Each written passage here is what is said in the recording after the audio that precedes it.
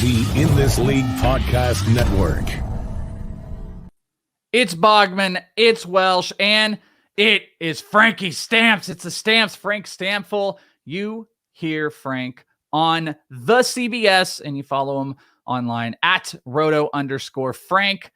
Frank, does anybody else call you Frankie Stamps? Do you hate that about me? I don't know. For some reason, I've always loved it and I've always used it. And back in your Sports Grid days, you remember you had me on and I'd use it, and it just, I don't know, it just works so great with me. But now I'm realizing I don't think I've ever asked you. Do you even like that? Doesn't matter to me, man. You can call me whatever you want. Frankie Stamps, it's cool. I've heard that. I've heard Frank the Tank. I mean, there's not really anything tanky about me. I'm kind of a skinny fat guy with like lanky arms, so I'm not a tank, but Frankie Stamps is perfectly fine with me. I'm cool with it. What's up, guys? Okay, what's up, dude? What's up? Over on the CBS, doing all the big time stuff. Frankie Stamps has now been big time. How long have you been big time now? For a year and a half? Year? I joined, I think, late March, which I always found interesting because if the baseball season had started on time, they basically hired me right before the baseball season started. So it's like, it's kind of a weird time to hire someone to host a baseball podcast. So I used to rip them about that. It's fun, but yeah, a little over a year now, and it's good times working with Scotty Dubs and Chris Towers. It's good times. Also, like, you're probably one of the most panicked moments of your, I mean, you had to feel probably good in general, but like you get hired right before the baseball season and then everything shuts down. Pandemic, baseball stops. You're like, okay, cool. Quit all my other stuff. I got this new gig, big time CBS, and it's gone. But at least it was a big company that didn't fold and obviously wouldn't be doing that. But you've been rocking it, and you've been doing all the big time stuff and a lot more dynasty. You know, I've heard a lot of people happy with the dynasty stuff you've brought on, and you've brought me on, and we've talked prospects over on some of the special stuff. You've been doing all the big stuff. So congrats, buddy.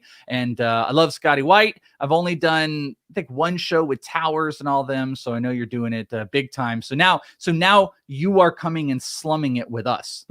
Oh, no, right. You two are two of my favorite guys to talk to in the industry. I genuinely mean that. You guys put on a fantastic, entertaining product, and I really do mean that. So I'm happy to be here. Yeah, and it's been a lot of fun. I've been trying to work more like dynasty and prospect stuff into our CBS content because I am part of Scott White's Dynasty League and my team is terrible. So I'm trying to find ways to turn it around. So I listened to your Prospect One podcast and I listened to a few other things and trying to work that in more. But so far it hasn't helped yet. So, well, what were we supposed to do though? Like we were brought in. It was Frank, myself, and I don't remember the other person. Greg Lathrop. Great, yeah, and we were just, it's like a 24-team league. And then Scott was like, all right, here you go. Here are 3 of the worst teams. And we're going to do a draft so you can draft all their garbage players. And we're like, great, this is going to go well. Who was the pick where you were like, oh, this is going to be a long rebuild when you guys were doing it? And a guy you selected that you were like, me taking this guy here means this is going to take a long time. Frank, it was probably like our 3rd pick of the draft because it was bad. How Scott did it. He did it weird too. It was like because I've done this in big leagues where like 3 people bail and there's like it's an expansion, one okay team, and then there's 2 really bad teams. You're like, let's just get them all in the mix. Well, check this out. So he did it. So if I'm remembering correctly, it was like the person with the first pick got 1 pick. And then the second person got 2 picks. And then the third person got 3 straight picks. And then it eventually evened out. So, of course, I got the bottom barrel. I was the bottom B, but I had 3 straight picks. But by the time, Frank, who were your first 2 picks? Because I don't remember who the very first pick was. It was all trash. But it was like Garrett Cole or something. Or maybe you took Garrett Cole. Garrett Cole might have been the first trash. Pick. No, but it's a auction price league, so he was like $50 or something. So you weren't drafting him free. Yeah. Frank, who were your first 2 picks? I don't even remember. So I actually had the first overall pick and Wander Franco that's what available. So I was you bastard. That's what that. It's a super unique format where you have minor leaguers in these minor league spots and you don't start their service time clock or their auction clock until you call them up, and then their salary becomes $1 and it moves up by like $1, $2 a year after that, so on and so forth. So theoretically, I can have Wander Franco for the entirety of his career. So I'm hoping that he's awesome. But outside of that, I think my second round picks were, I think at that point, I either had 2 or 3 picks. I took I think it was $1 Dominic Smith and maybe a minor league spot, Trevor Larnach, who I took over Michael Kopech, and I really don't feel great about right now. Larnach has looked okay, but and Kopech's on the IL. But it was weird because we were all on a Zoom call together. I remember I was like sitting at my dining room table. We're sitting there, and I had 3 straight picks, and I ended up taking. God, it was like I know I got Luis Robert. And I got Bobby Witt, but I wasn't paying attention or realizing that Bobby Witt was already on the major league roster. And then I don't even know who my other was. But the point was, by the time we were at like our 4th or 5th player of our roster, it was like ugly. It was fugly. And we're both sitting near the bottom. But Frank, I think we're also in tout together, and I am sitting at the bottom, but you are sitting near the top. So I didn't even realize we got multiple leagues. We're playing together. So doing the thing, my friend. So trade me a good player in Scott White's league, though. So do that, sir. I don't have any. I only have one. Trade me Wander Franco. Trade me Wander. Yeah, you guys just mentioned pitchers, injured guys, and like 18-year-olds. That was the group that you. One of my best player in that entire one, because it's a points league, is probably Tyler Glasnow, who I have at like $15 or $13 or something. That was something I did. I guess I drafted that. That must have been one of my top picks now that I'm thinking about it. It must have been Robert, Glasnow, and then Bobby Witt were my first 3. Should we just be calling Glasnow the Scarecrow? Should we just call him that? Cillian Murphy. So much like Cillian Murphy, and Cillian Murphy was the Scarecrow. Yeah, or maybe The Quiet Place. Like that's his new one. You know, The Quiet Place 2. Did you know Cillian Murphy was in? I did. I haven't seen the first one. Or I would prefer the Peaky effing Blondas. That was who he would be to me.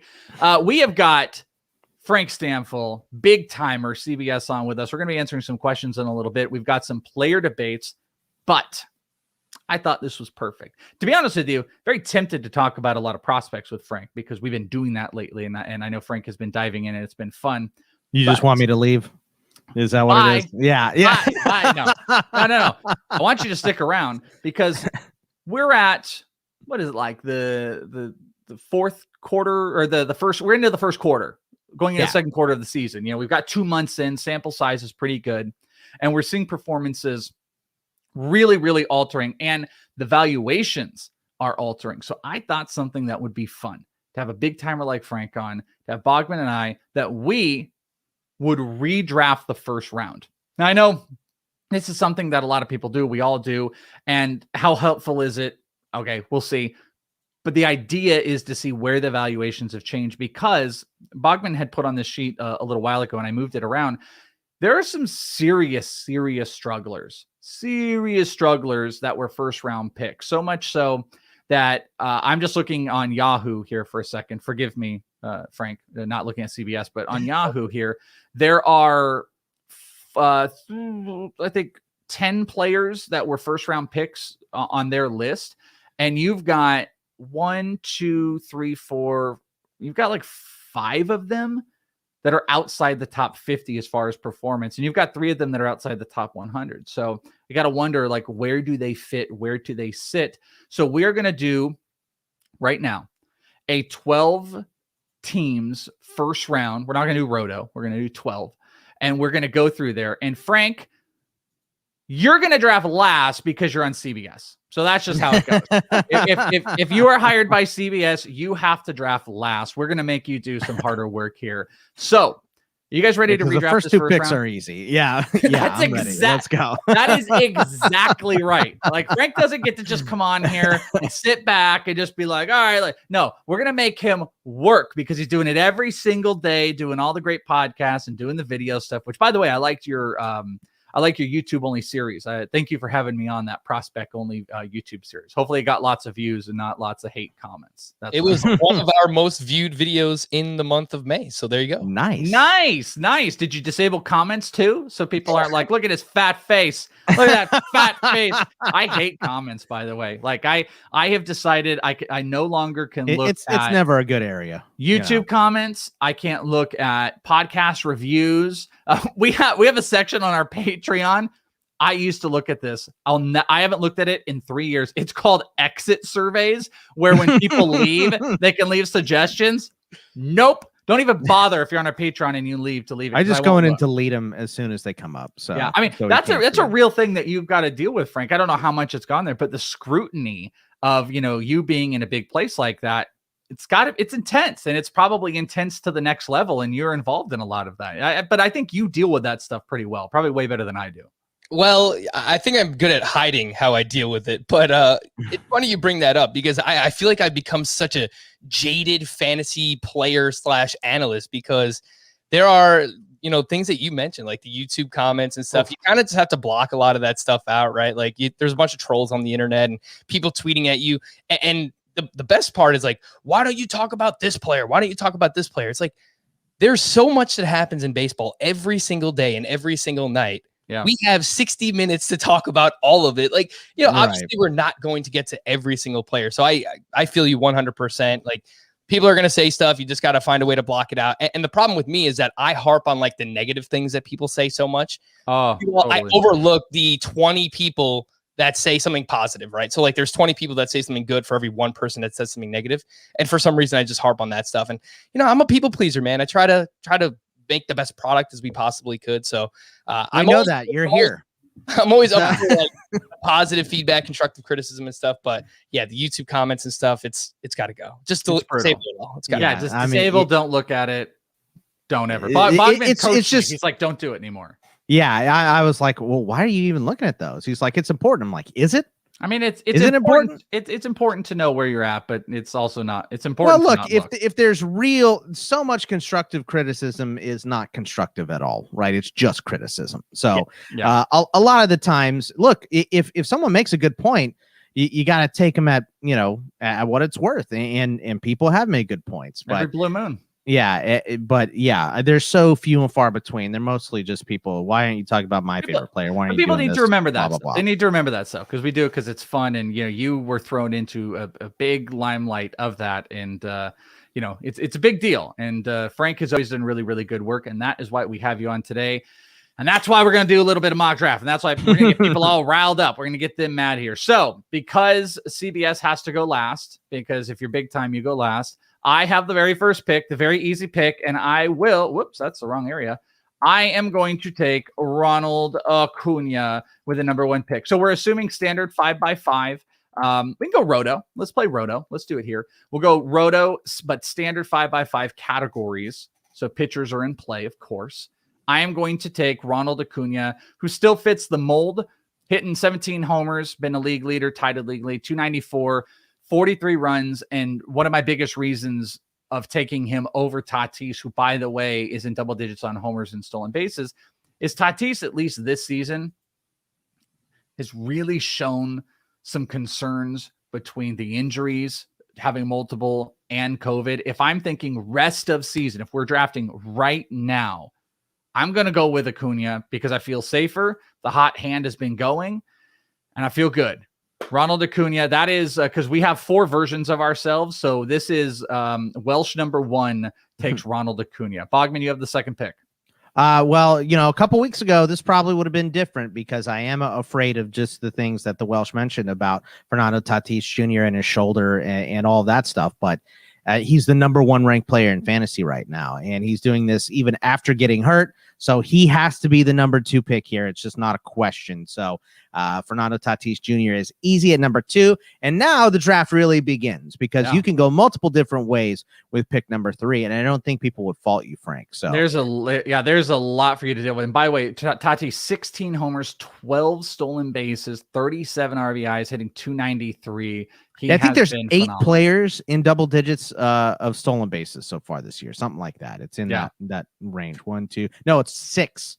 It's 6 players, and he's one of them. So you, Frank, you are dealt with for rest of this season, Roto Standard 5x5 with so many difficult decisions here from players that have outperformed into this level. We know some of the players that are at that space right now, or the players that are always solid and are still floating around, but maybe not performing. So with the 3rd overall pick in the restarting the June 1st or June 2nd draft, what are you going to do, Frank?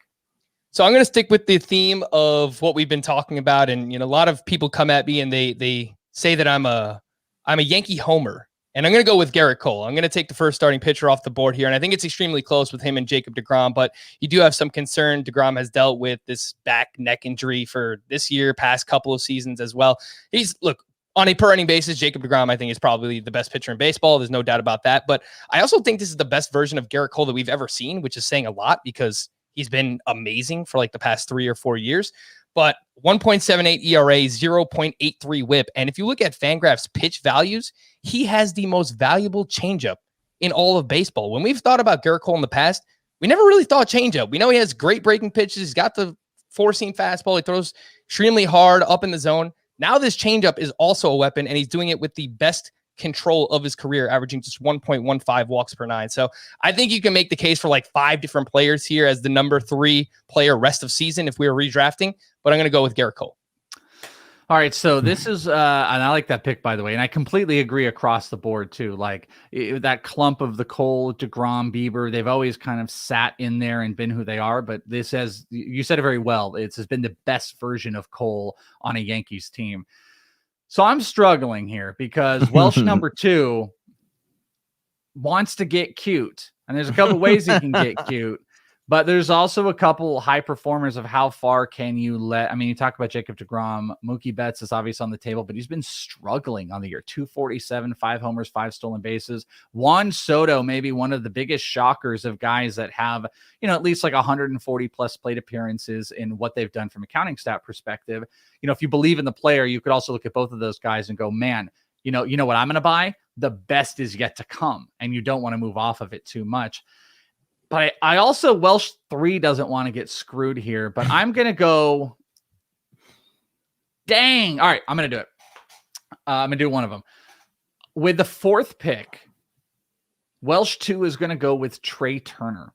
I'm going to go with Trey Turner, 10 home runs, 12 stolen bases, 311 batting average, 28 runs, and 27 RBIs. One of the few players inside the top 10 that have returned value, a 5-category player with the stolen bases and power, which I'm counting on. Shortstop is fine. The shortstop position, I think, has altered a little bit. Trevor Story is on the IL. Lindor has struggled. I don't think we see either one of those guys in here. Mondesi. So a deep shortstop position doesn't look so deep anymore for the rest of this season. So 4th pick, Welsh number 2, Trey Turner. Bogman, you up? I think that's the right pick, by the way. Okay, and there are many other picks that could have been made. And but this is my pick. That is not many, cute at all. Right. Yeah. I got well, it. Yeah, I got Full Metal Jacket. I'll get cute later. I'm just making sure. You just went right past my Full Metal Jacket line. I was just sure. No, I got it. Yeah, we were with you. But for me, the next pick, I almost want to take a picture, and there's some to take here, but it has to be Vlad Jr. at this spot. I mean, the dude has 17 home runs. He is hitting .337. He just had his first 4-hit night in his career last night as we're recording this, and he is absolutely tearing the entire league apart. So yes, he doesn't steal, and that kind of sucks to be going, top 5 pick with a, you take one of the 5 categories all the way off the table, but he is going to hit so many home runs. He hits for such an absurd batting average. He has to be in the top half of the first round. He's an elite 4 category guy right now. Yeah, exactly. So Vlad Jr. for me at pick number 5. Pick 6. Frank, you up? What do you got? I will say it's just been awesome to watch Vladimir Guerrero Jr. and Ronald Acuna. It's like every day one of them hits a home run, then the other one hits a home run. So I think they're going to be battling that out all season long for the home run lead. Vlad Jr. currently on pace for 48 home runs over 150 games. And also, he is superimposed as Frank's picture on his Twitter. Is Vladimir Guerrero. not to bring that up. Originally, I put up like this businessy photo of myself, and I'm just like, that's not me. And I'm like, all right, how do I make this more fun? I'm like, you know what? Whatever player is doing something awesome that week in baseball, I'm going to superimpose their face on top of my face. Oh, is that the plan? Oh, okay. So that's good. We're getting behind the plan. So every good high performer. So people can know the best player. Yeah. Who all has been your picture so far this year? All right, let me pull up. I have a folder with all of these. That's the most podcaster thing ever right there, by the way. I have a folder with these pictures. So all right, here we go. The first one was Joe Musgrove because obviously I've been waiting for years. I remember that one. Is awesome. Giancarlo Stanton went through that like ridiculous stretch where he had like a 12-game hitting streak and he was hitting a homer like every day. I put up Jared Kelenic when he was called up. That has not worked out the best so far. I put up Corey Kluber with the red Terminator eyes after he threw the no-hitter. Are we getting a theme here? Has everybody died after Frank used them? I mean, is everybody seeing what's happening here? Like my eyes were getting like, Frank, can you put up Trevor Bauer's picture next, please? I would just like to point out every player you have put up has died. Did you read that down immediately, right? What happened after Kluber? Yeah. Kluber done for 2. No, I say, well, who was there? One after Kluber? Or is it Vlad? Yeah, it was Vlad. It was Vlad next. Get Vlad off now. Oh man, I just took him here too. I mean, Frank, like we needed to do this process for you. I love the idea, but this isn't the first time you noticed this, right? You've seen this already. Did you see right, the trend? Nah, I didn't really put 2 and 2 together until I just read all those names out. I'm like, ooh, okay. All players. Like, Musgrove's coming in relief. Curse. Yeah, Frank. Kluber's dead. Kelnick's hitting 174. Stanton's IL all the time. It's not good, Frank.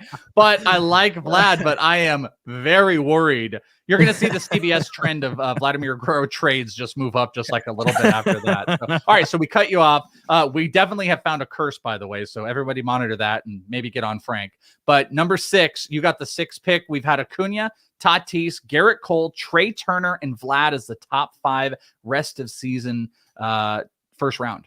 I was just going to say, before I make this pick, you guys can actually choose the next player that I put on my face.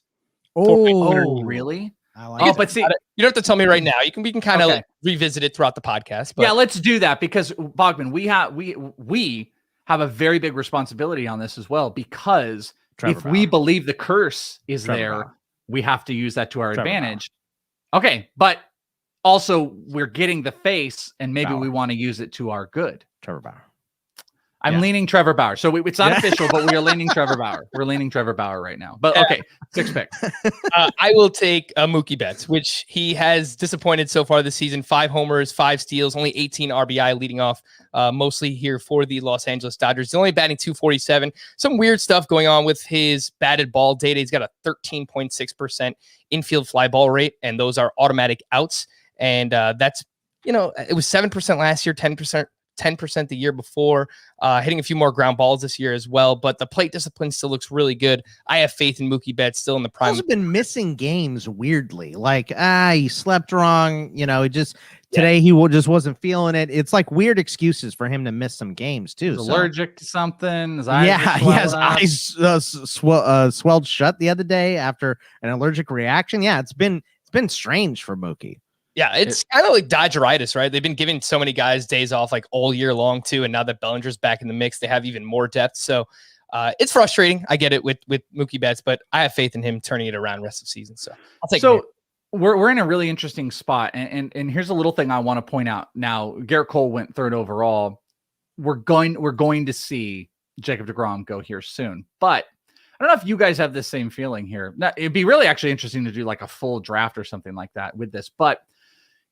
As much as we had heavy investment early on in pitching, one of the things I'm accounting for when I'm looking at this is the amount of pitchers on the lower levels that have performed at such high degrees.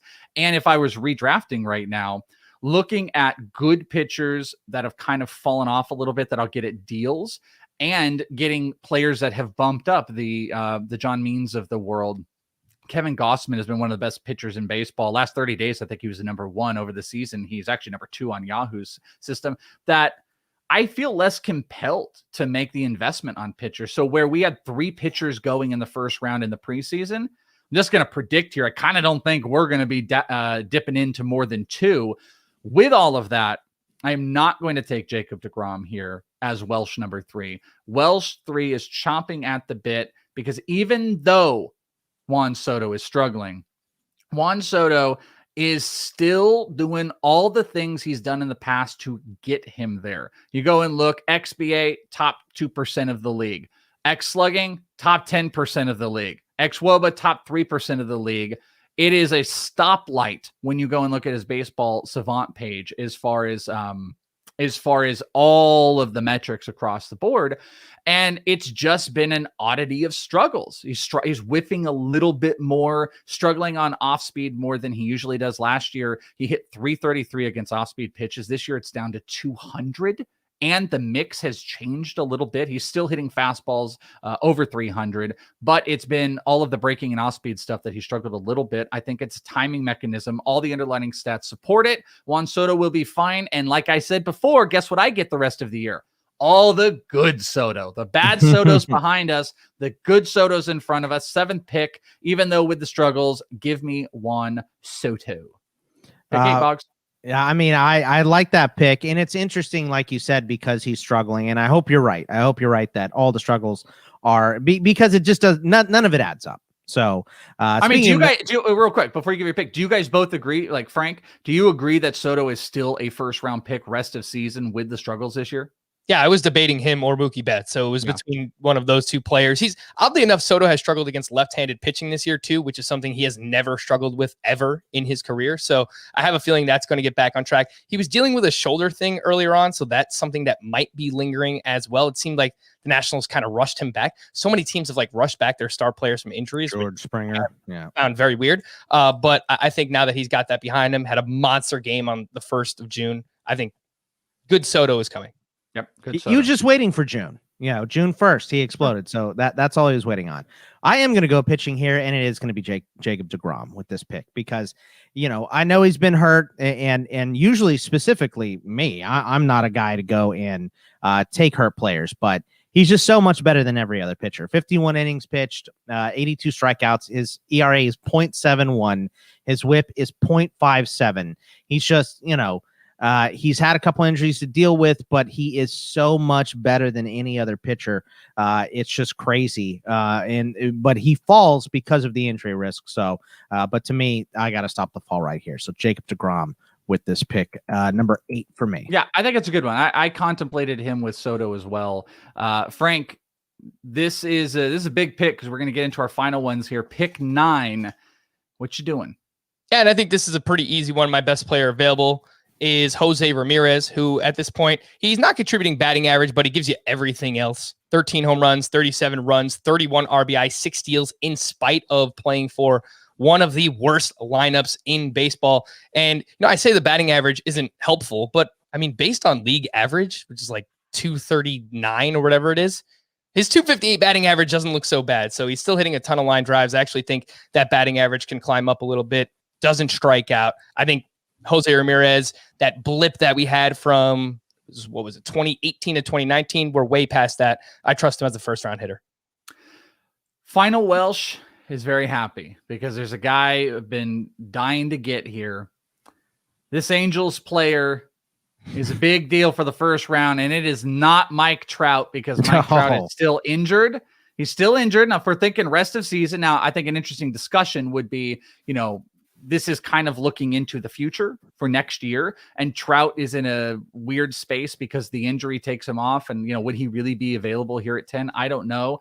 But for the rest of this season, Welsh 4 is taking the number 5 overall hitter who can be a pitcher hitter, Shohei Ohtani, who's got 15 homers, 7 stolen bases. Just a little notch under Ronald Acuna here. 35 runs, 40 RBIs, also the pitching metrics. 10th overall, Shohei Ohtani for me. Boom. Man, now I got to say, I cannot believe that this was not Adolis Garcia for you. Can you believe it? You have been on the Adolis bandwagon, of course, the whole year. Yeah, like we've mentioned, and he ranked 7 overall. And he's hitting 285. He's got 16 homers and 6 stolen bases. I can't believe it. Well, Bogman, here you go, King. To you, would you like Adolis? No, I would not like Adolis. For me, this is a tough debate because there is a pitcher here I obviously like in Shane Bieber, but I think in the first round, I got to take Bo Bichette here. Bo Bichette has bumped himself up to a first-round player at this point.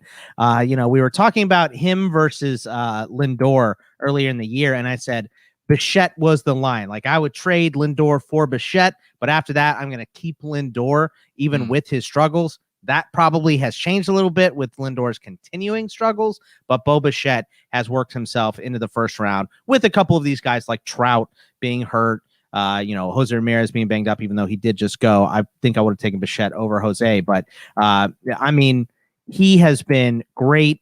They're in Buffalo now, which I know it's not Dunedin, but it's still Buffalo. It's still a hitter-friendly ballpark. So give me Bo Bichette. Frank, you're going to finish us off here. 12. Who is the final player in the first round rest of season Roto?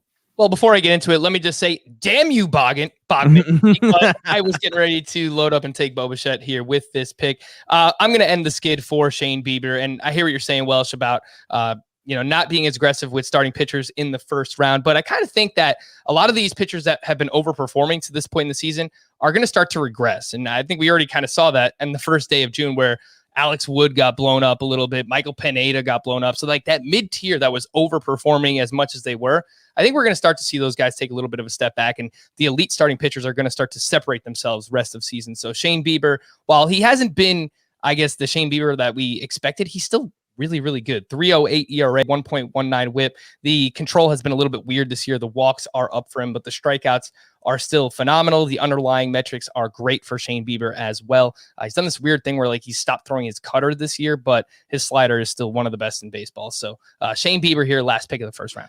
Yeah, and the sliders and cutters kind of redefined. Sometimes it's grip, sometimes it's just changing it. Sometimes it's kind of the same thing. And I don't really blame it. I mean, Shane Bieber leads all of pitchers in strikeouts. Only him and Glasnow are over 100 right now. And if you guys look at this, does anything feel off? I mean, I think the only one, because I'll tell you, Frank, had you taken Ohtani, I would have taken Ramirez at 10. So I feel like we were pretty locked on. I feel like that 11-12 was really tough, almost by virtue of not great choices. I think Bieber falls back in. Had Trout been healthy, I think we'd probably be looking at Trout, maybe 6. And maybe if he was going to come back in a week or two, maybe we would slide. I mean, he's just getting out of a boot right now, but if he were going to come back in a week or two, I could see him maybe sliding into the back end.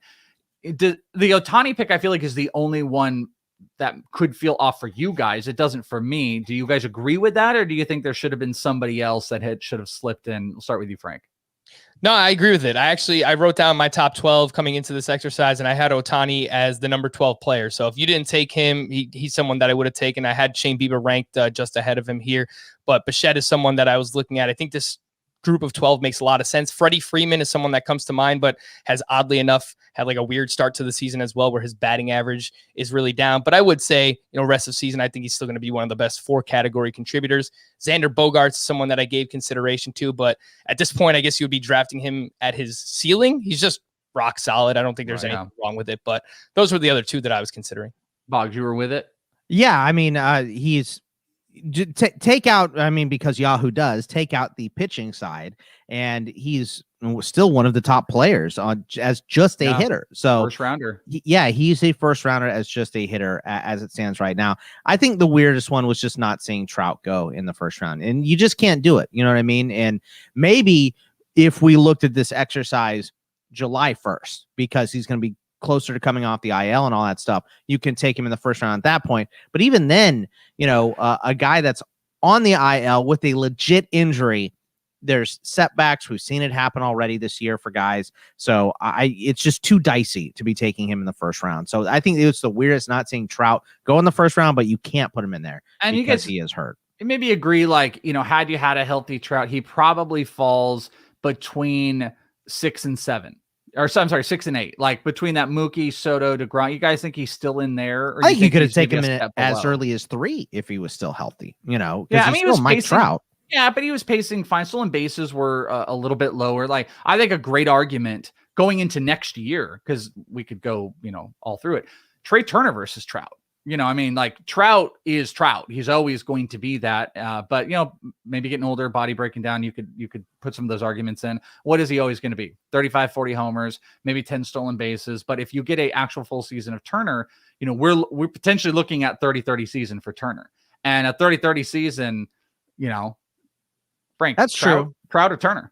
Yeah, I would take Trey Turner there. It's 30-30 is way more valuable than 40-10 if we get that out of Trout. And he's consistently missed time the past couple of years, where I don't know what the reason is, but he usually deals with 1 or 2 IL stints throughout the course of the season. So I actually think Trout is going to be on the lower end of the first round heading into next year. Like, I don't know if Vlad's going to go as early as we took him in this draft, but I think next year a more interesting debate will be Vlad Jr. versus Trout, because that's what I was thinking. If you're not getting stolen base either one, you're getting an awesome 4-category contributor from both Vlad and Trout. And I think that's going to be a close call at the back end of the first round.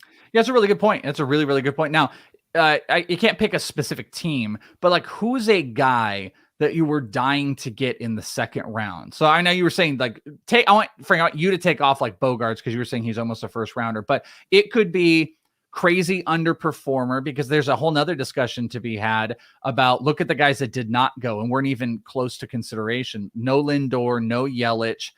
Story was fine, but you attach the injury. I don't think it changes anything. There could be those guys, or there could be some of the higher performers. I don't know if anyone would feel they wanted Simeon rest of season in the second round, or Nick Castellanos, or maybe a Bryant. I could tell you the one that stood out to me besides Chris Bryant was Brandon Woodruff. Brandon Woodruff would have been me passing on pitching. I would have liked to have gotten him into the second round for one of those teams. And he's one of those reasons why I would be comfortable passing on, on pitching maybe a little bit early. Frank, what about you? Was there like a second round guy either buying back in for rest of season, poor performance like a Yelich, or is there a guy that has been overperforming that you're like, this is a second round guy rest of year? Yeah, Nick Castellanos is that guy for me. And I loved him coming into the year. And I've always said, I thought he had this Freddy Freeman-esque season in that bat. I mean, you watch the guy, hits a lot of line drives. He has power, makes good contact, hits for high batting average. And he's in a great environment playing in Cincinnati. So it's not one of the better lineups, but it is a great ballpark to hit in. And I think, when we look back at this rest of season, I trust what he's doing right now. He's probably not going to hit 360 or 370, whatever he's doing. But can he finish the season, 315, 320, 35 plus homers, 100 plus runs, 100 plus RBI? I think that's well within range of outcomes for Nick Castellanos. He's someone, and the other name is Kyle Tucker, who got off to a really slow start in April. Guy just had a massive, massive May. And I think that he is someone that can push to be like a 25-25 or even close to a 30-30 player with like a 270-ish batting average. I completely agree with that Kyle Tucker one. What about you, Boggs? Was there someone you were just like, you're dying to, if we had gone 2 rounds, even to make a statement to show, either, hey, I'm backing on Yelich, or maybe Bogman goes, Adolis Garcia. Like, what would you have done? I mean, yeah, Yelich is an interesting one. I don't know that I'm dying to get him in the second round, but the next guy up for me was probably Whit Merrifield, leading the league in stolen bases. His batting average is a little bit lower than normal at 259, and he only has 4 homers so far, but we know the weather's going to warm up. Kansas City's going to face Detroit and Cleveland a bunch here coming up. So I think getting Whit on my team, just a guy that with that power speed combo, and I know the batting average is going to come up, is a guy that I really want on my team. So Whit for me would be the next guy. Had there not been injuries, I tell you, man, unless he had really bombed out, I think Buxton would have been in this conversation. Oh, yeah. That would have been, and honestly, but this injury for Buxton has affected his value not only for the rest of this season, but also going into next year too, because he's going to miss a big chunk of time. So yeah, I would probably still be tempted, because we're not in a place where he's like completely shut down. It's just we're still in that deceleration stage. That if we were restarting on, we're recording on June 2nd here, I don't think I could get out of the third round without taking a stab at him for rest of season, because I mean, he is a first round talent that maybe I bite a week or 2 off of. I mean, let me throw this at you. Not that any of this matters, but hopefully people are enjoying this. Buxton or Trout rest of year, because Trout's going to miss more time theoretically. What do you think? Trout easy for me. Yeah. And it's not real close. I mean, Bucks is just always hurt. Like, I just don't, I'm not going to depend on him to come back and stay healthy for the rest of the year and play like he was. Yeah. I think, what about you, Frank? You Trout easy? Yeah. I don't know that it's as easy, because I mean, if you're talking about a 5x5 context, Buxton is going to steal a ton more bases than Mike Trout is. Maybe not with this hip injury now, but yeah, I would take Mike Trout. Yeah. Oh man, Buxton. All of what could have been. Very fun exercise to get your guys' brains going on where we're at rest of season. We've still got some player debates. We've also got some listener questions, and we will get to that right after this. Good job, guys. We did it. We drafted. The In This League Podcast Network. Little double dose of debates and questions. Whoa, our listeners need to do a better job with the questions, or they are going to be sliced. They're going to be cut, but we have got some. But guys, want to do a little bit of player debating? We're here real quick. Let's do it. I have got some all revved up for you. First one up, I went a little heavy pitching on this one, 2 pitching, 1 hitter, because we focus very much on hitting in the beginning of this. This is the next level elite pitchers. Rest of season. Julio Urias or Freddy Peralta. Frank Stampfl, go. Yeah, I think this is super close, and it was tough for me trying to figure this out beforehand. But I'm going to lean with Julio Urias here, and I think there are question marks with both of them in terms of workload and what we're going to see from them rest of season.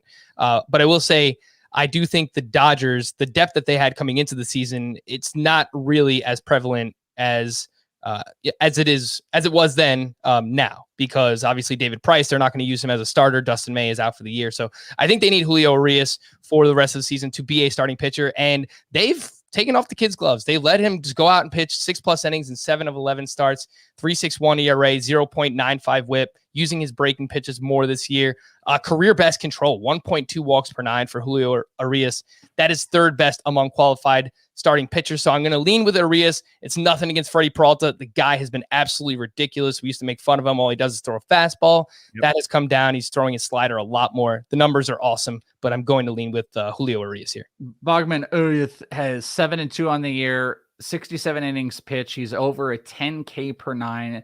As Frank said, just barely over 1 walk per 9, a 3.6 ERA, but a 3.23 xFIP to Peralta, who's 5-1, has a 13+ K per 9 so far on the season, which has been fantastic.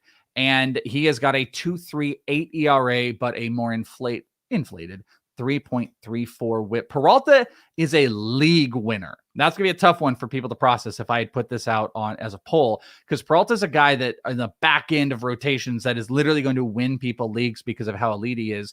But Urias also is moving into kind of a next stage of value. And, Walker Buehler versus Urias might be a real debate we have next year as far as Dodgers rotation goes. So Bogman, what do you think? Urias or Peralta? Yeah, this one might be one of the toughest ones that we've ever had, because they're both so close right there. And, when you look at the little just statistical advantages as far as like strikeouts go for Peralta, 13.18 per 9 versus 10.02 for Urias. Then you look at the walks, 1.2 for Urias, but 3.81 for Peralta. I think what Frank said is the best point here is that there have been so many injuries in the Dodgers rotation that they have to take the gloves off. They have to let Urias go. And I think that Freddy Peralta can be a little bit more of a landmine with that high walk rate. Anyone that throws as hard as him is going to end up giving up some home runs. So I think for me, it's going to have to be Urias, and I feel disgusting saying that because I do not like him as a person. So I'm in agreement with you guys. I'm actually kind of surprised that we were all in agreement. I mean, this one was me picking it to be in favor of Julio Urias. I've kind of been on his bandwagon for a really long time, to prospect, to being a Dodger, and it was just about the word that Frank used, the kid's gloves coming off. It's a super important thing for him because he's an immensely talented pitcher, and you're seeing it. He's also got this really interesting, only 68% left on base rate, which you usually see on the opposite end of like really struggling pitchers. You're like, he's not leaving anybody, and he's still maintaining these great numbers. And it looks like there's more upside there. Command is all over. He's getting strikeouts. And like I said before, I really think this is a guy that we might be debating Urias versus Buehler as maybe we call it the second arm in the Dodgers rotation. I mean, they're just so wealth of riches with Kershaw and Bauer and Buehler and Urias. He has a chance to be the second most valuable one on that list. Unfortunately, Bauer is at the top, Boggs, unfortunately. So I am going to go with you, and I'm going to go with Urias, and we're going to sweep that one, even though Peralta, if we are to make the all league winner team, the all value team, Peralta is your ace of the staff of the value guys. So Bogman, do you want to do the second one, or do you want me to just do all of them? Because no, you do all of them. I like it like this. I set this one up. This one is for Bogman, and a shout out to my boy Pontus Jeff Prospect Jesus for his love of Tyler O'Neill. This one is Tyler O'Neill, who is going bonko right now. I've never been a Tyler O'Neill guy, just still scoffed off kind of what was going to happen this year because he wasn't given the opportunity. But guess what? Guy's got 12 home runs, 5 stolen bases, hitting .278 but a very concerning 35% K rate to 2% walk rate, not to steal anybody's takes there, versus Tommy Pham, who has been relatively consistent up until 2020, where he got stabbed, Bogman. He only has 4 homers and 6 stolen bases on this season, hitting .223, but a career low .270 BABIP. But he's striking out less, walking more. Tommy Pham versus Tyler O'Neill. Rest of season, let's start with Bogman. Yeah, it's Pham still for me. And I love I really like Tyler O'Neill, and I'm really happy for what he's been doing. But it's the thing that you said, Welsh. It's the 35.3% K percentage to the 2.3% walk percentage. And I get that he's being more aggressive and all that stuff. But even with Pham hitting 223, which is rough, he's still striking out way less, 20.8%, and walking way more, 16.1%. I mean, I expect that to come down. But his BABIP is also terrible this year. It's 270. It was 253 last year when he only hit 211. But his career is 329. So I think that's going to come up. He's just a better plate discipline player overall. So for me, it's kind of easy. I'm going Pham here. Even though O'Neill is outperforming him, everything underlying to me says Pham. So let me stick with Stabby McStabberson. I'm going to take Pham. Yeah, Frank, O'Neill has been one of the hottest players, and a very popular trend this week has been, why are we not talking about Tyler O'Neill? Because there's homers, there's stolen bases. Even the projections, if you go and look, whether you're looking at ATC or BATX or whatever it is, you're going to see him projected out right around just under 30 homers and somewhere between 12 and 15 stolen bases. Even if his average comes down, he's hitting 270 right now. A lot of projections have 230 rest of season. So let's say he averages or ends at like a 245 batting average. If the guy's got 28 homers and 13 stolen bases with 24 and some good runs and RBIs, that's still going to be most likely a top 5 or 6 round player. And maybe I'm selling it short rest of season if you believe. But the question is, do you believe in the Tyler O'Neill? So O'Neill or Pham rest of year? I think this is a good exercise of safe and steady versus the mystery bag upside that has been Tyler O'Neill to this point. And Tommy Pham has been on a tear his last 12 games, 319 batting average, 3 home runs, 3 steals. You know, the Padres are going to let him run as well. Tyler O'Neill, what's so interesting about him is that if you are going to be able to overcome this lack of plate discipline, you need to be a freak athlete. That's what it comes down to, right? Like Javier Baez has been able to do this basically his entire career, where I have never drafted Javier Baez until last year when he was awful, of course. But he's able to overcome the lack of plate discipline because he's just a freak. Like he does things that other people can't do. And Tyler O'Neill's kind of in that same category where if you watch this guy play baseball, he is a freak athlete. I mean, his barrel rate is #1 in all of baseball right now, and he's 99th percentile in sprint speed. So I'm actually going to take Tyler O'Neill here. And normally I don't condone like a 35% strikeout rate. It's egregious, but he's also doing it while hitting the ball extremely hard, and he's extremely fast. And the StatCast numbers actually say, as good as he's been, he's underperformed them. He's got a 290 XBA. So I think Tommy Pham is fine, but I'll take the upside here with Tyler O'Neill. You're the tiebreaker, Welsh. I love that. I am the tiebreaker. So Tommy Pham is a floor-ish player. The biggest question, and Frank said it right, you know, it's like it's a game of playing safety. But the question is how low has that floor gotten with Tommy Pham? When you go back and look at like splits just across his career, it's not a 1-for-1. Like in 2019, he was a better first half hitter than second half, but it was weighted heavily by like the April, May, where June and July went down. 2018, it was hands down a second half player. But what you see with him is you do see these trends where he starts to pick it up into that August, September range. July can be an outlier. And he's streaky in that respect. But the floor has gotten so low as far as the counting stats. What's the thing we wanted from him? What was the thing that we were always looking at? Well, if I get Tommy Pham, I just get like super cheap 2020 season. I want that 2020 year, which, you know, he had in 2019 and 2017, and that's it. But you're playing for these cheap 2020 seasons. I don't believe it's really all there with Pham anymore. You have all your struggles last year. The struggles this year where he's just not necessarily going to hit high in a lineup. Trent Grisham is going to come back. He's been injury prone. And guess what? I don't particularly care for Tyler O'Neill, but Tyler O'Neill, he kind of reeks of the upside that you play for the rest of this season, because even on a bad turn, he's still crushing homers and he's stealing bases. And Tommy Pham is doing very little of that, while also when he struggles, has no upside. O'Neill, when he struggles, can still get your counting stats in a Joey Gallo type of way that I think for the rest of this year, how I would play it, I would drop Pham for Tyler O'Neill, even though O'Neill is so volatile. I hate that 35K rate and 2% walk rate. Now, if you're playing in an OBP league, this is a different conversation because Tommy Pham is a boon for that. O'Neill is not. I do think O'Neill is going to find some struggles, but it's going to be really hard for him to not hit 25 this year. So Bogman, I'm sorry, I'm going to have to go against your Tommy Pham child here and go with Tyler O'Neill. It's okay. I just put in my calendar July 1st, Pham versus O'Neill. So we can good. All right. Here is the final one. The final one, and Frank we'll start with you on this one because this is a really good one. I think this will be in your wheelhouse. This is Prospect Land, and I'm messing with us because tonight is where we're recording this before Alek Manoah pitches on Wednesday. So you don't get the tonight run in the conversation. Alek Manoah versus Tarik Skubal is going to be the one. I thought about Casey Mize, but I think that's a little too far. But Skubal has rattled off, I think, 3 straight 8 strikeout performances. He does have a 4.5 ERA, and his xFIP doesn't do any favors. He's still in the 4s, but an over 10K per 9, showing signs of life.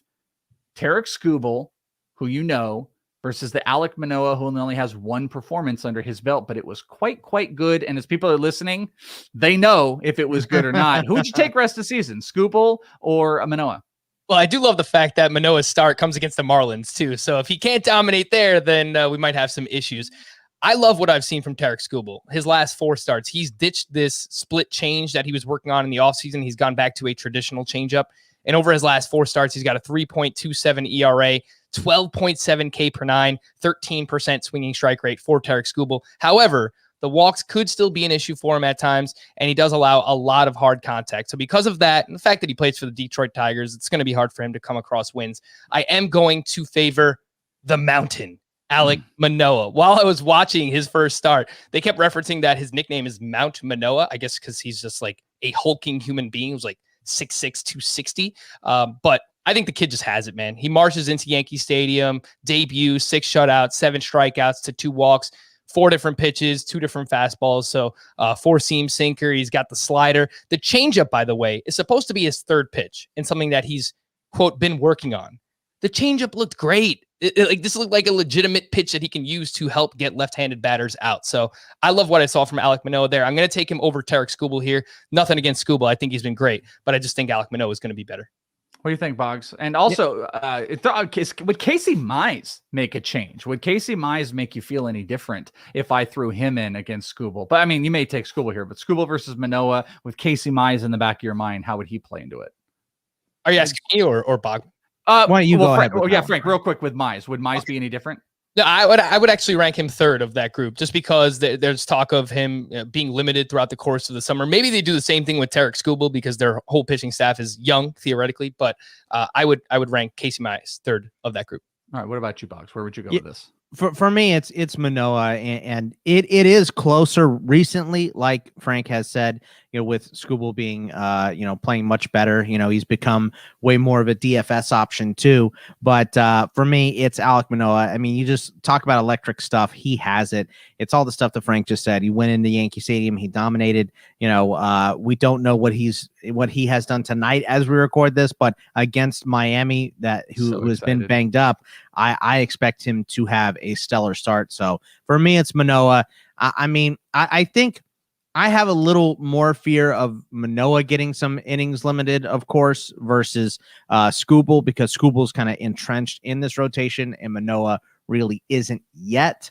But I think they're both going to rock, and I'm going to take Manoah here. Yeah, I mean, I actually think that concern is very legitimate that people they really should have in the back of their head, because Manoah has very little minor league experience under him. So for a team to go and be like, oh, we'll give him 150 innings, I don't think so. Like I would be, I mean, body wise, like, is he ready? He's a pro. Like, yes, he could do it. College arm, he could go, but will a team from a developmental standpoint want to push a guy over 150 innings or something like that this year? Even over 100? I'm not sure. I question that, and I don't know if the Blue Jays aren't like the Marlins, like where the Marlins will go in and they will not shut pitchers down. They will adjust the workloads as they go to make sure that those guys aren't being done. So if it's skipping a start, I'm not sure that's the case. So there is a risk in there that what if Manoah is shut down on the back end of the season? It's also hilarious if he were to get just annihilated in this game. We're talking about this, but I'm not sure it would change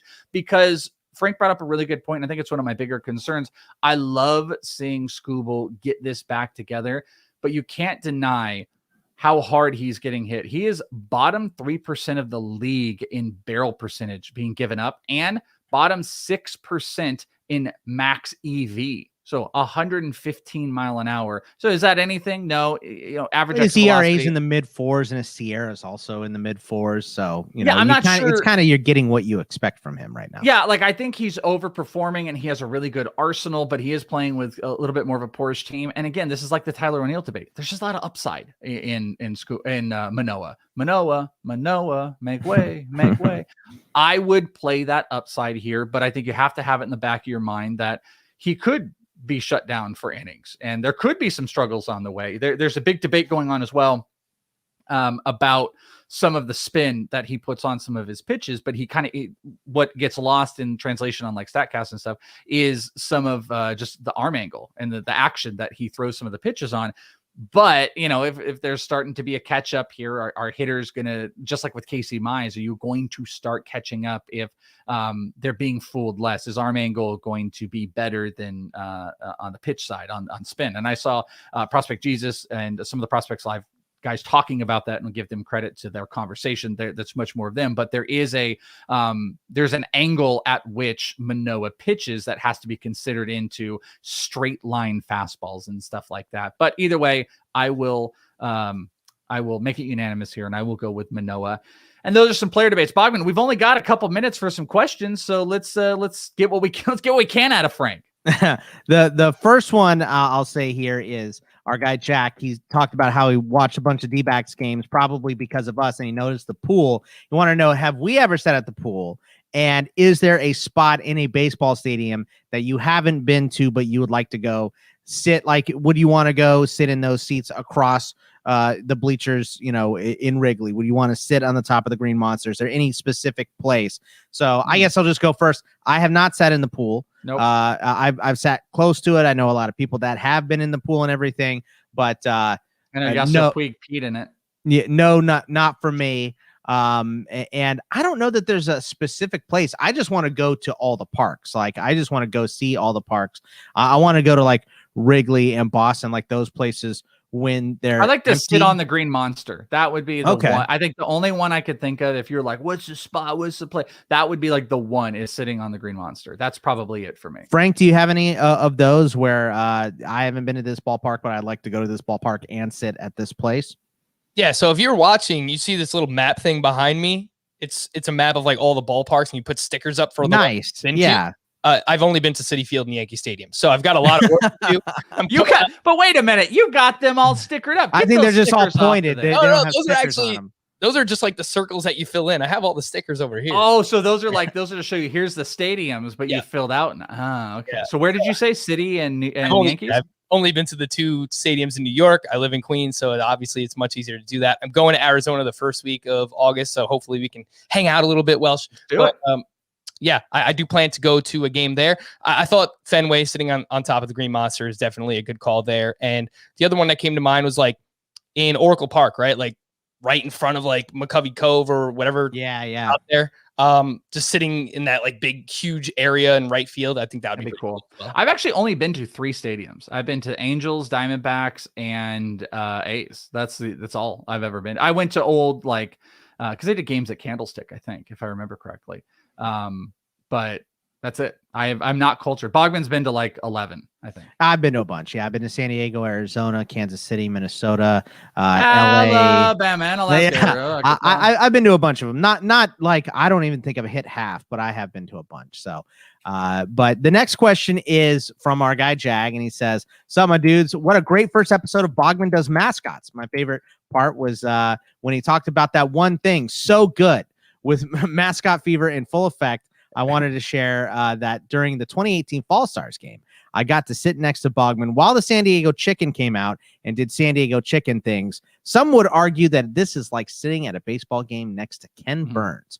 What is your favorite moment involving a mascot?" And the mascot series is happening very soon for us here. And Welsh, do you have a mascot moment that you love? I can't imagine that you do. No, mine is it's not great. I do remember I took my kid to Fan Fest a couple years ago, and he's like Taiwan Walker was walking up, and he got like an autograph from Taiwan Walker. But then Baxter came up, and the kids like, "Oh, Bob." He's way more excited about Baxter, right? Yeah, super. But then I'm not gonna take a picture, and then Baxter takes out a pen and starts writing on my kid's head. And I, for a minute, got in dad mode. I was like, "What the fuck are you doing? Like, what are you doing? Like, what are you doing? It's a marker." But it was like a washable marker. So, like, I got into dad mode, not realizing the mascots probably know what they're doing. But I'm like, he's out there doing Ricky Bobby things and signing babies on the head. What do you think? What do you think this is? It's my kid. But it freaked me out, and I almost punched Baxter. But he was probably drunk anyway, so it doesn't matter. Bogman, I know you met Dino or whatever it was. So that was your big moment. No, that's not it. Frank, do you have one?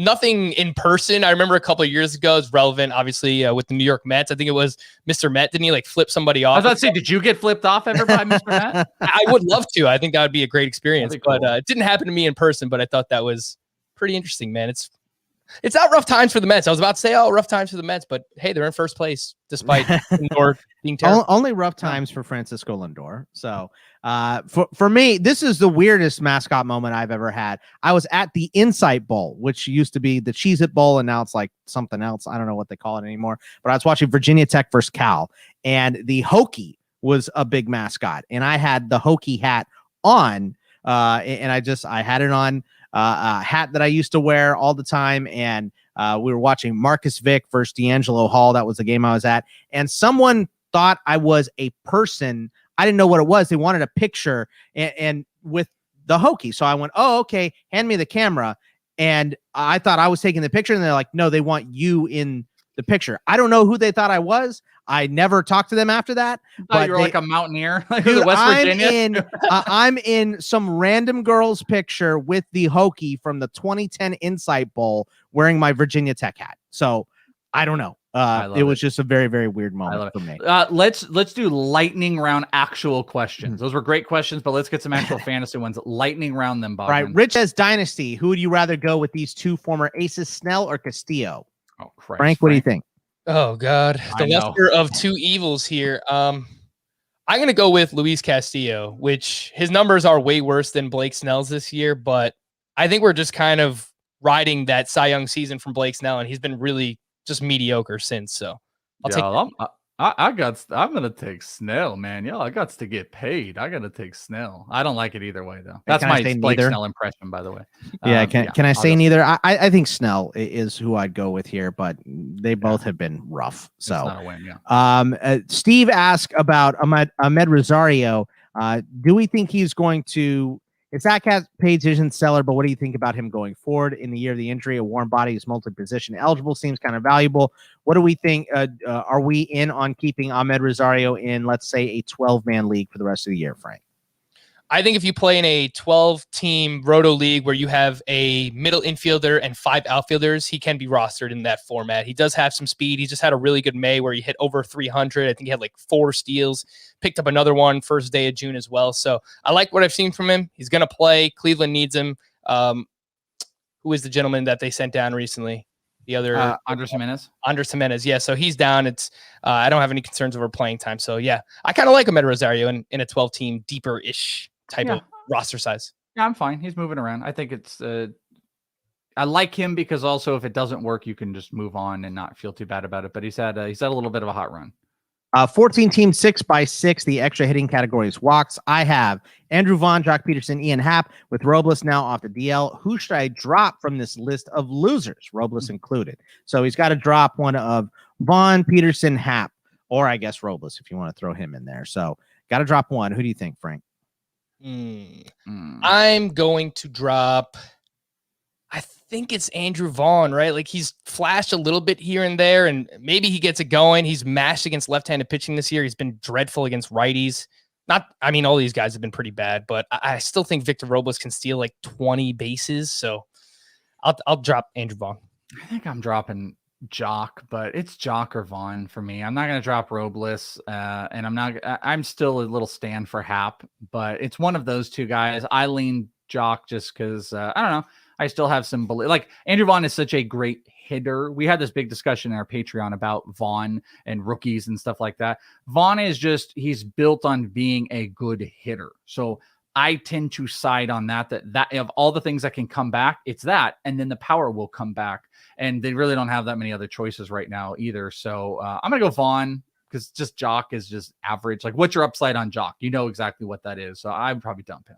Would you guys drop either one of those guys? Let's say Vaughn's the drop, right? Now you have Peterson, Happ, and Robles. Would you drop any of those guys for one of Trammell, Andujar, or Cooper? They're all on the wire, and that's from our guy Barrow. It's Trammell, Bogman, but sorry, Trammell. Yeah, he'll correct you as he should. I might pick up Trammell again, but would I drop Happ for him or Vaughn? I don't know. Probably not. No, I don't think so. I don't think I would. Welsh just worked that out as we're working out in my head. What do you think, Frank? I would drop, since I said I would drop Vaughn before, I would be all right dropping Jock to see if Taylor Trammell can flash anything he did in AAA, because he was absolutely destroying baseballs there. Monster. Yeah, he was a total monster. All right, last one, Bucks. I currently have Max Meyer in a 30-team Keep Forever Dynasty League, trying to move him because of the risk with pitching prospects, the injury risk. What range of hitting prospect would you be looking to get in a one-for-one trade? Also, would you be trying to bail on Christian Robinson or just hold and hope at this point? Thanks for all you guys do. And that is from our guy, Jordan. How about I'll speak on the Robinson one real quick. I would hold unless there's an incentive to cut and pick up really cool guys. I don't know what it is. So I'd have no reason to cut him, though he has moved. My rank update for the top 500 is coming here in the next couple days, probably on Friday. And he's moved down, but he's not cuttable unless there's awesome dudes or you only keep 5. So just hold tight because it's messy right now. It's the literal bottom, and you don't want to move off of top prospects at the bottom. But Frank, what do you think about Max Meyer? I've had constant endless debates about pitching and value in dynasties. And I guess he did say it's a 30-team dynasty. What would you want in return for Max Meyer? Yeah, I think if you're just looking specifically at hitter prospects, and you could probably talk more on this. And if I'm way off, because I know you rank prospects well, it's just great. Let's hear it. Feel free to tell me. I was thinking someone in the Austin Martin range for a Max Meyer. I feel like that's probably a fair return. Maybe even a Drew Waters, who's having a decent season with the Atlanta Braves there at AAA. I think those guys can make some sense. Garrett Mitchell is one that I do like quite a bit as well with the Milwaukee Brewers. Maybe that's going too far down the list. Max Meyer, it's tough because, there's no such thing as a pitching prospect, and he's a smaller guy, but he's performing well so far. First round pick, he has the prospect pedigree. So I would be okay holding on to Max Meyer, but if you wanted to flip him, I think those are 3 names that just came to mind for me. Yeah, you created kind of this big window. I think Martin would be tough. I think inside the top 20 of overall, I got 20 hitters. I think those are all going to be tough. I would press for a Casas or a Jeter Downs or something like that. But I think that was one too that I was thinking about. Yep. Yeah, I think that would be a good space. But a 25 to top 40 overall prospect. I mean, here's the problem. Meyer, I have higher, but he's 5th on the pitching list. So you get smacked. So could you get Trevor Larnach for Meyer? Maybe not, because Larnach is in the majors right now, but the Durans, the Robert Hassels, if you can wait a little bit, JJ Bleday, somewhere in that territory is where you should be looking. Don't go outside the top 50 is how I would say it. He is Frank Stampfl. You hear him on CBS. He's a monster. He's a madman. And you can find him on Twitter at roto_Frank. Stamps, we did it. We did it, dude. We went long, of course, because I said we wouldn't, and we of course went long. But thank you so much for taking the time, my friend. It's always good chatting with you, and congratulations on all the success, friendo. Yeah, I appreciate it, man. Thanks for having me. It was a lot of fun as always.